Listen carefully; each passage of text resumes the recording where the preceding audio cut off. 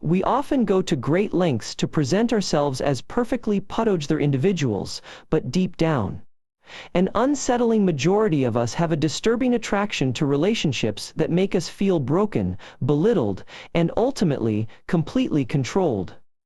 This isn't because we're masochistic or enjoy being mistreated, but because we're unknowingly driven by unresolved childhood traumas, deeply ingrained fears of abandonment, and a warped need for validation that forces us into patterns of self-destruction.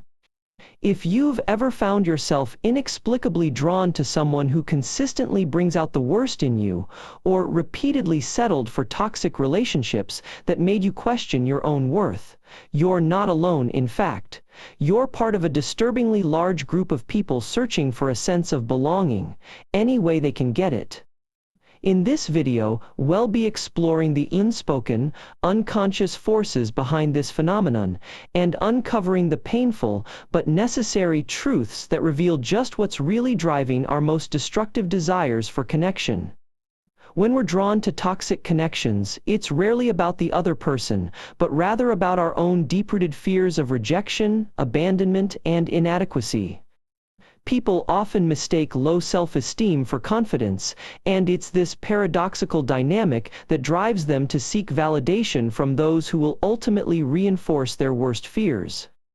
Toxic attraction is often a desperate attempt to reclaim control over a sense of self that's been lost, usually due to past experiences of trauma, codependency, or neglect. We deceive ourselves into believing that a toxic connection is what we need to complete us, when in reality, it's just a desperate attempt to fill the void left by our own self-doubt and insecurity. The ego's role in toxic attraction should not be underestimated. It's the driving force behind our need for control, our tendency to people-please, and our willingness to sacrifice our own well-being in the name of validation. Ultimately, the toxic connections we crave are a manifestation of our own fear of being insignificant, a fear that only intensifies when we're unable to confront and resolve our own deep-seated emotional wounds. Individuals often unconsciously seek out toxic partners as a way to validate their own sense of self-worth, which is rooted in their deeper insecurities.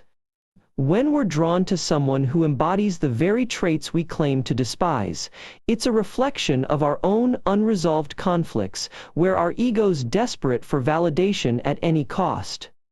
What we often perceive as toxic attraction is frequently a manifestation of our subconscious attempt to restore balance to our own emotional ecosystem, a misguided strategy to heal past wounds.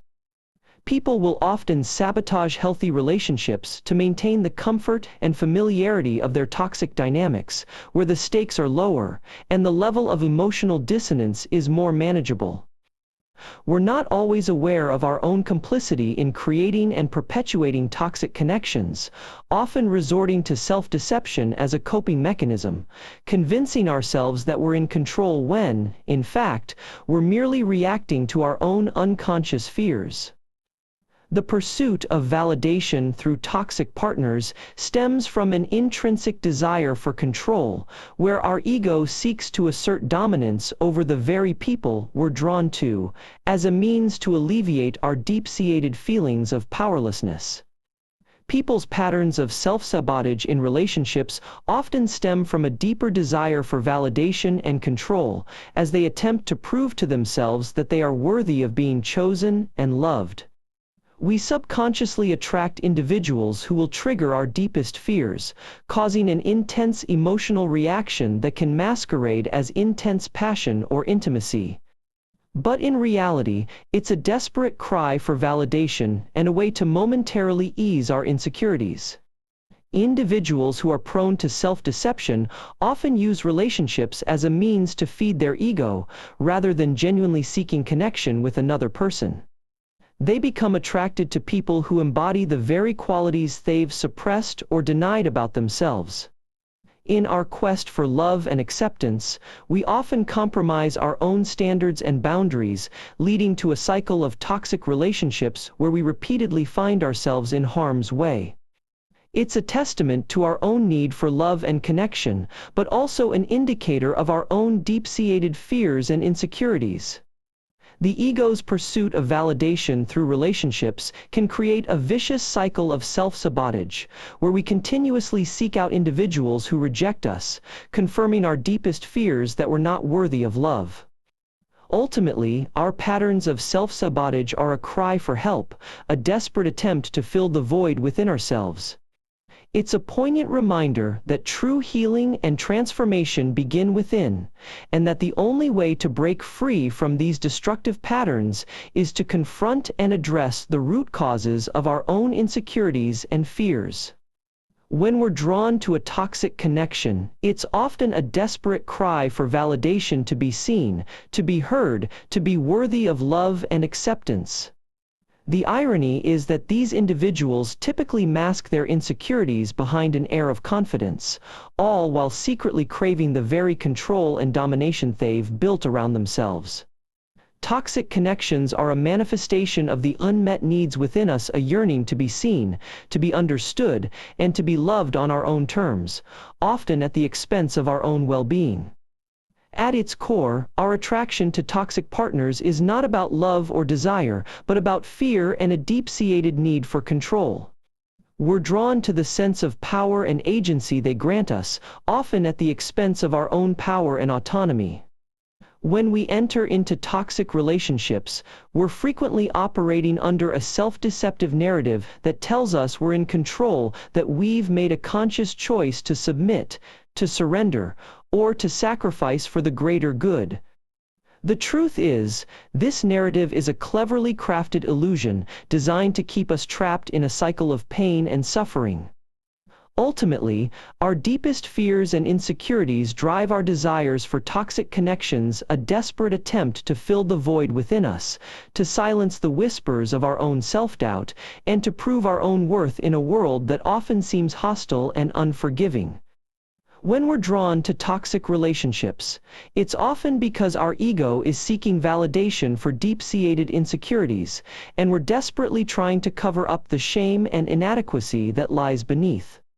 We may rationalize our behavior by telling ourselves that we're worthy of love, but in reality, we're so terrified of being alone that we're willing to settle for scraps from people who are emotionally unavailable.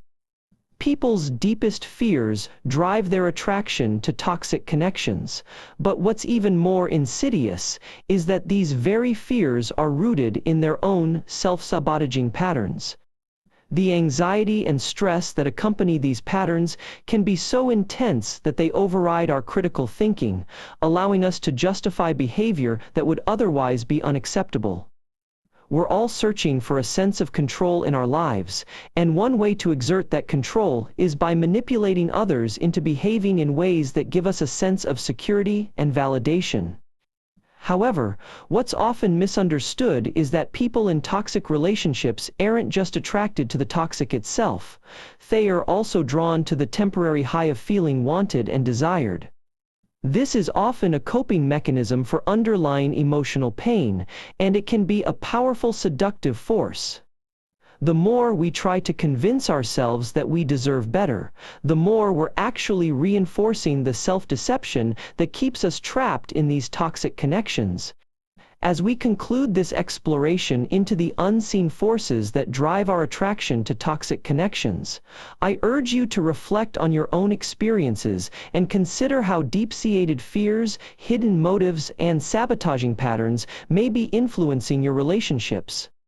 Share your observations in the comments below, and let's continue this conversation.